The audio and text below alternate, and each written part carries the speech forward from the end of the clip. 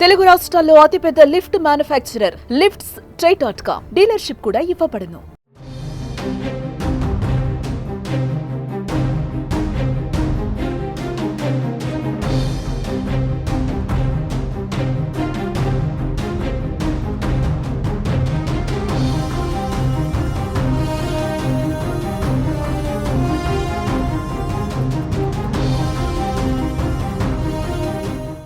ఏపీలో కూటమి హవా మరోసారి కొనసాగింది. రాష్ట్రంలోని పలు మున్సిపాలిటీలు, కార్పొరేషన్ ఎన్నికలలో టీడీపీ హవా కనిపించింది.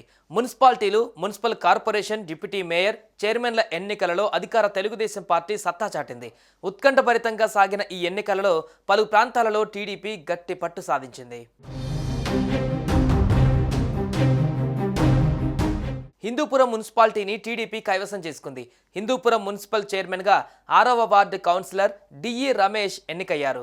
మున్సిపల్ చైర్మన్కు మద్దతుగా టీడీపీకి 23 ఓట్లు వచ్చాయి. హిందూపురం మున్సిపాలిటీ కైవసం చేసుకోవడంలో ఎమ్మెల్యే నందమూరి బాలకృష్ణ చక్రం తిప్పారు. ఇక నెల్లూరు డిప్యూటీ మేయర్గా సయ్యద్ తహసీన్ విజయం సాధించారు. Eluru corporation TDP వశమైంది.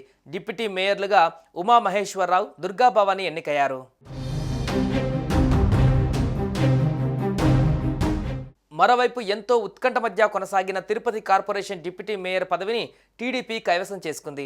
కోరం లేక నిన్న వాయిదా పడిన ఎన్నికను మంగళవారం తిరుపతి ఎస్వి వర్సిటీ సెనెట్ హాల్లో నిర్వహించారు.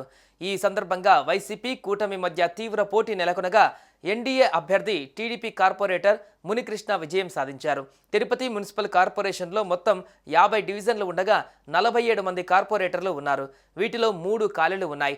డిప్యూటీ మేయర్ ఎన్నికకు 26 మంది కావాల్సి ఉండగా తిరుపతి వైసీపీ ఎంపీ గురుమూర్తి తన 21 మంది వైసీపీ కార్పొరేటర్లు హాజరై డిప్యూటీ మేయర్ పదవికి వైసీపీ అభ్యర్థిగా భాస్కర్ రెడ్డిని పోటీ చేయించారు.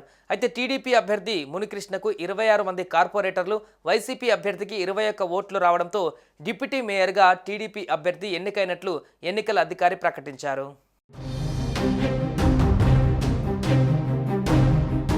అటు నెల్లూరులో పూర్తిగా టీడీపీ హవా కొనసాగింది. అక్కడ టీడీపీ కార్పొరేటర్లు 41 మంది కాగా వైసీపీ బలం 12కి పడిపోయింది.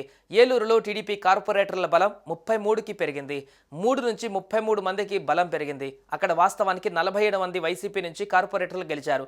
వారిలో చాలా మంది టీడీపీలోకి జంప్ అయ్యారు. దాంతో టీడీపీ బలం 3 నుంచి 33కి పెరిగింది. అలా టీడీపీకి మున్సిపల్ కార్పొరేషన్ దక్కింది.